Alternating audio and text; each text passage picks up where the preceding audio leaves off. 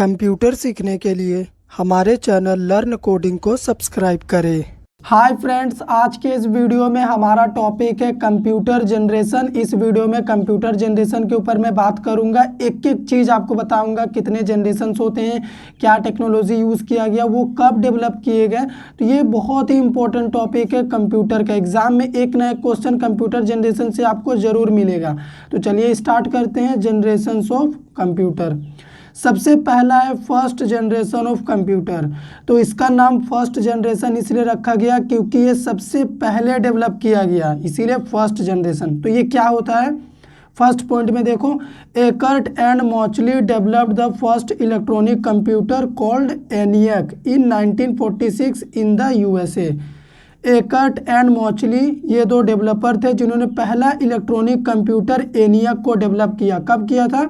1946 में, United state of America में। इस ENIAC का पूरा नेम क्या होता है? इनफैक्ट कंप्यूटर के एक एक पार्ट्स का फुल फॉर्म मैंने एक वीडियो में कवर कर दिया है। उस वीडियो का लिंक मैं आपको इस वीडियो के डिस्क्रिप्शन में दे दूंगा, तो आपको कंप्यूटर के सभी कंपोनेंट्स के फुल फॉर्म पता चल जाएगा, इसका भी। सेकेंड पॉइंट देखो, vacuum tube was the core element in the first generation of computer. First generation जो था कंप्यूटर का, उसमें कोर एलिमेंट के तौर पे वैक्यूम ट्यूब को यूज़ किया गया था। यानी वैक्यूम ट्यूब एक टेक्नोलॉजी का नाम है जो कि फर्स्ट जनरेशन में यूज़ किया गया था।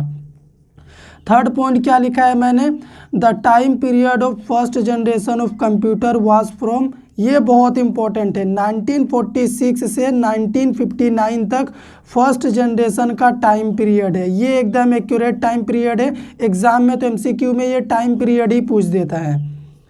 अभी अगला पॉइंट क्या है, punch card and paper tape was secondary storage. पहला जनरेशन जो था कंप्यूटर का, उसमें सेकेंडरी स्टोरेज के लिए पंच कार्ड और पेपर टेप का यूज़ किया गया था। ठीक है, पहले का टाइम पे यही था लेटेस्ट। फिफ्थ पॉइंट क्या है, limited internal storage capacity and slow input output operations. इसमें जो स्टोरेज का कैपेसिटी था वो काफ़ी लिमिटेड था, यानी काफ़ी कम था, और साथ ही साथ इनपुट आउटपुट ऑपरेशन जो परफॉर्म होता था वो काफ़ी स्लो होता था। अगला पॉइंट क्या है, इट इज़ नॉट पोर्टेबल। पहला जनरेशन कंप्यूटर जो है पोर्टेबल नहीं था। क्यों? क्योंकि उसका साइज बहुत ही ज़्यादा था, एक रूम से भी ज़्यादा बड़ा पहला जनरेशन कंप्यूटर था। तो इतने बड़े कंप्यूटर को आप एक जगह से दूसरी जगह कैसे ले जाएंगे? नहीं ले जा सकते। अगला पॉइंट क्या है, कंज्यूम्स लॉट ऑफ इलेक्ट्रिसिटी। और जो पहला जनरेशन कंप्यूटर था वो बहुत ज़्यादा इलेक्ट्रिसिटी लेता था क्योंकि उसका साइज काफ़ी बड़ा था, बहुत बड़ी बड़ी मशीनें लगी थी जो कि बहुत ज़्यादा पावर लेती थी। अगला पॉइंट क्या है, machine code used for S programming language. पहला जनरेशन में प्रोग्रामिंग लैंग्वेज के लिए मशीन कोड को यूज़ किया गया था। यहाँ पे आप ये कह सकते हैं कि जो पहला जनरेशन था कंप्यूटर का वो केवल मशीन लेवल लैंग्वेज को ही सपोर्ट करता था।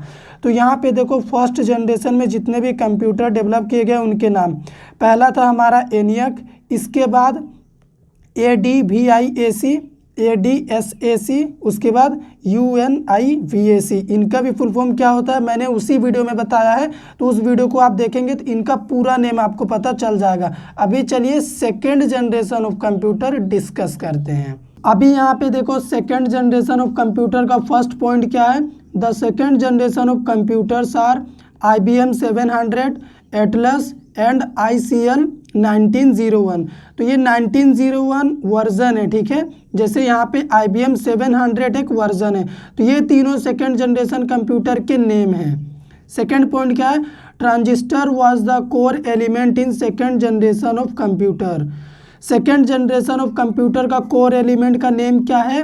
ट्रांजिस्टर है। एग्जाम में ये भी पूछता है कि सेकेंड जनरेशन जो कंप्यूटर है उसका कोर एलिमेंट क्या है, तो आपको ट्रांजिस्टर बोलना है।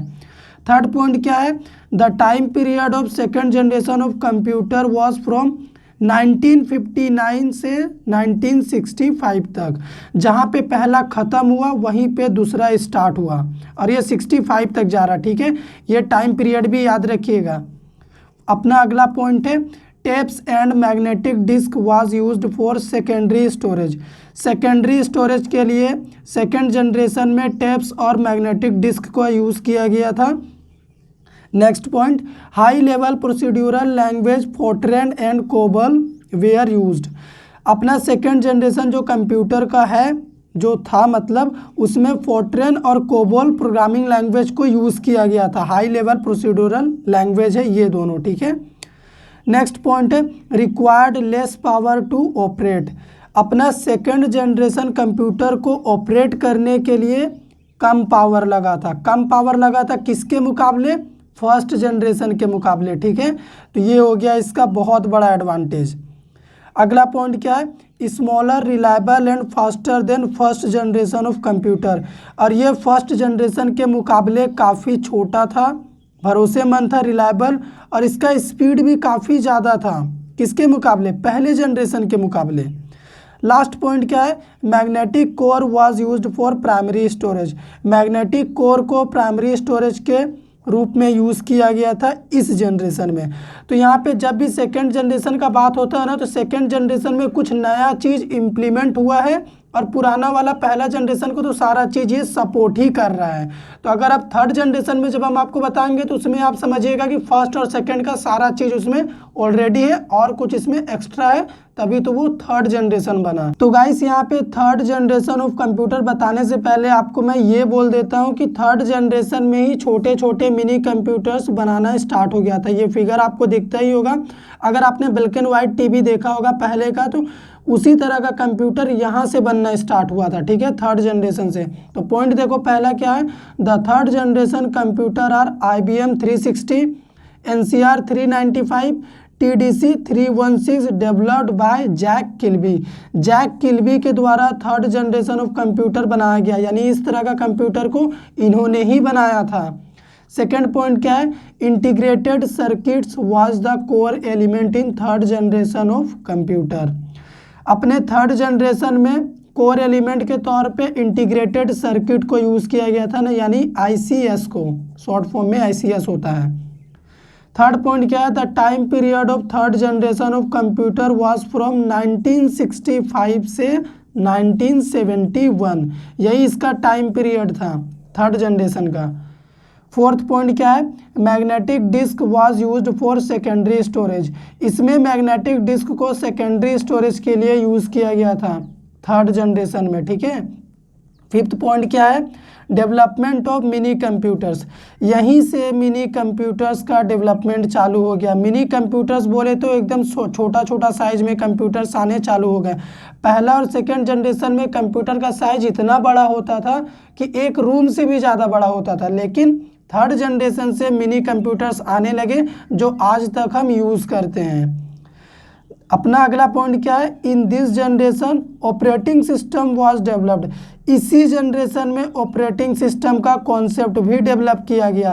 तो यहाँ पे दो ऑपरेटिंग सिस्टम यूज़ किया गया था। पहला था रियल टाइम ऑपरेटिंग सिस्टम और दूसरा था मल्टी प्रोग्रामिंग ऑपरेटिंग सिस्टम, ठीक है। तो ये दो ऑपरेटिंग सिस्टम यहाँ पे यूज़ किया गया था और ऑपरेटिंग सिस्टम का कॉन्सेप्ट यहीं पे आया था। तो एग्जाम में इस तरह से भी पूछ देगा कि ऑपरेटिंग सिस्टम किस जनरेशन में लाया गया था, तो आपको थर्ड जनरेशन बोलना है। अगला पॉइंट क्या है? Smaller than second generation. ये सेकेंड जनरेशन के मुकाबले काफ़ी छोटा था साइज में, ठीक है। नेक्स्ट पॉइंट है high level programming languages like Fortran 2 से फोर्ट्रेन 4 तक, कोबोल, पास्कल, PL1, एल्गल 68, ये सभी प्रोग्रामिंग लैंग्वेज यूज़ किया गया था थर्ड जनरेशन कंप्यूटर को बनाने के लिए। तो थर्ड जनरेशन कंप्यूटर में और क्या इम्प्रूव किया गया? इसका जो मेमोरी का कैपेसिटी था उसे बढ़ाया गया। पहले और सेकेंड जनरेशन में मेमोरी इतना कम होता था कि थोड़ा सा काम करने से भर जाता था, लेकिन इसमें थोड़ा सा मेमोरी को भी मैनेज किया गया और साथ ही साथ इसका साइज भी कम किया गया, यानी मिनी कंप्यूटर्स बनाया गया। तो अभी चलिए हम आपको फोर्थ जनरेशन बताते हैं। फर्स्ट पॉइंट क्या है फोर्थ जनरेशन कंप्यूटर का?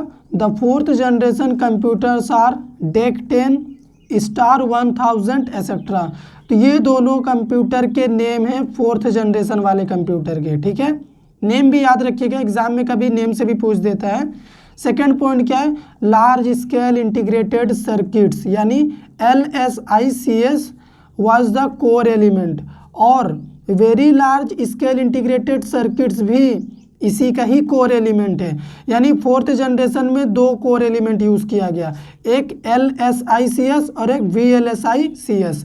तो इस कोर एलिमेंट के चलते ही कंप्यूटर जनरेशन बदलता गया, यानी कंप्यूटर की नई नई पीढ़ी आती गई, क्योंकि यही तो टेक्नोलॉजी है। जब टेक्नोलॉजी ही चेंज कर देंगे तो अपने आप तो जनरेशन चेंज हो जाएगा। अगला पॉइंट क्या है, the time period of fourth generation computer was from 1971 से 1985। ये इसका टाइम पीरियड है 14 ईयर्स का।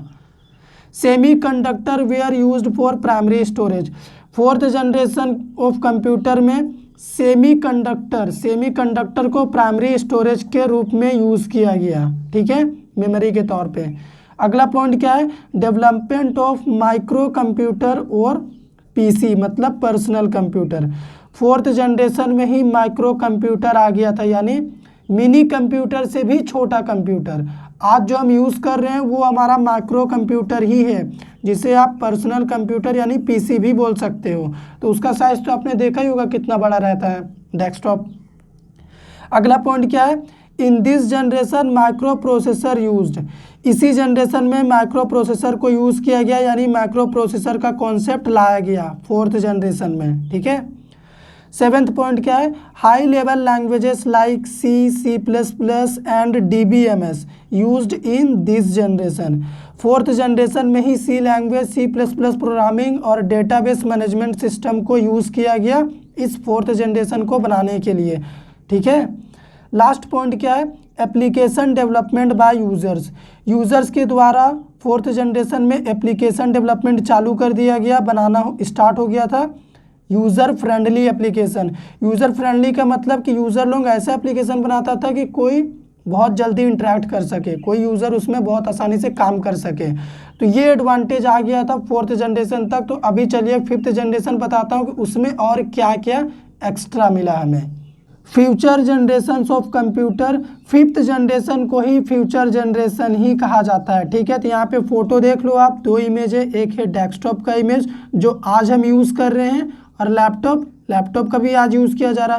तो ये दोनों फिफ्थ जनरेशन का एग्जाम्पल है, ठीक है, आज के टाइम का कंप्यूटर है। तो पॉइंट क्या है, the fifth generation computer are desktop, laptop and palmtop etcetera. तो ये सभी आज के टाइम पे हम यूज़ कर रहे हैं, तो फिफ्थ जनरेशन के कंप्यूटर ही हुए। सेकेंड पॉइंट क्या है, ultra large scale integration is the core element. ULSI आज के जनरेशन का कंप्यूटर का कोर एलिमेंट है, ठीक है। अगर आप अब डेस्कटॉप में प्रॉपर्टी में जाके देखेंगे भी तो वहाँ पे आपको इंटेल वगैरह दिखता होगा, तो उसमें ये अल्ट्रा लार्ज स्केल इंटीग्रेशन ही यूज़ किया गया है, उसी को बना के प्रोसेसर बनाया गया है, ठीक है। थर्ड पॉइंट क्या है, the time period of fifth generation is 1985 till date. 1985 से अभी तक वही चल रहा है, फिफ्थ जनरेशन ही चल रहा है, यानी फ्यूचर जनरेशन चल रहा है। इसका अभी कोई निर्धारित डेट नहीं हुआ है, स्टार्टिंग पॉइंट पता है, एंडिंग पॉइंट नहीं पता है। अगला पॉइंट क्या है, RAM and ROM is used for primary storage. आज के टाइम पे जो हम कंप्यूटर यूज़ कर रहे हैं उस कंप्यूटर में हम रैम और रोम को प्राइमरी स्टोरेज के रूप में यूज़ कर रहे हैं। Hard disk drive and SSD, ठीक है, इन दोनों का हम सेकेंडरी स्टोरेज के लिए यूज़ कर रहे हैं आज अपने कंप्यूटर में। लास्ट पॉइंट क्या है, all high level programming languages like C++, जावा, पाइथन, .NET एक्सेट्रा इंक्लूडेड। इन सभी प्रोग्रामिंग लैंग्वेज को फिफ्थ जनरेशन कंप्यूटर को बनाने के लिए यूज़ किया गया है। तो ये सभी प्रोग्रामिंग लैंग्वेज इस जनरेशन में आ चुकी हैं और इन्हीं का यूज़ करके ये बनाया गया था। तो अभी चलिए मैंने आपसे क्या क्या डिस्कस कर दिया है एक समरी दे देता हूँ डिटेल में। ये समरी आपके लिए बहुत इंपॉर्टेंट है, आप इसका स्क्रीनशॉट ले लीजिए, मैंने पूरा खाली रख दिया है। तो यहाँ पे देखो, जनरेशन में फर्स्ट जनरेशन कोर एलिमेंट था वैक्यूम ट्यूब, टाइम पीरियड क्या था 1946 से 1959। Second generation transistor core element था, टाइम पीरियड 59 से 65। थर्ड जनरेशन था हमारा इंटीग्रेटेड सर्किट्स, कोर एलिमेंट था ये, टाइम पीरियड 65 से 71। फोर्थ जनरेशन था very large scale integrated circuits, time period 71 से 85। और लास्ट जो फिफ्थ जनरेशन यानी फ्यूचर जनरेशन है अल्ट्रा लार्ज स्केल इंटीग्रेटेड, ठीक है। इसका टाइम पीरियड है 85 से और अभी तक यही चल रहा है। तो इसमें से कुछ भी एमसीक्यू में आपसे क्वेश्चन पूछा जा सकता है। तो उम्मीद करते हैं आपका कोई भी क्वेश्चन नहीं छूटेगा। वीडियो सच में आपको पसंद आ गया होगा तो वीडियो को लाइक कर दीजिए, शेयर कर दीजिए, चैनल पे नए हैं तो सब्सक्राइब कर लीजिए।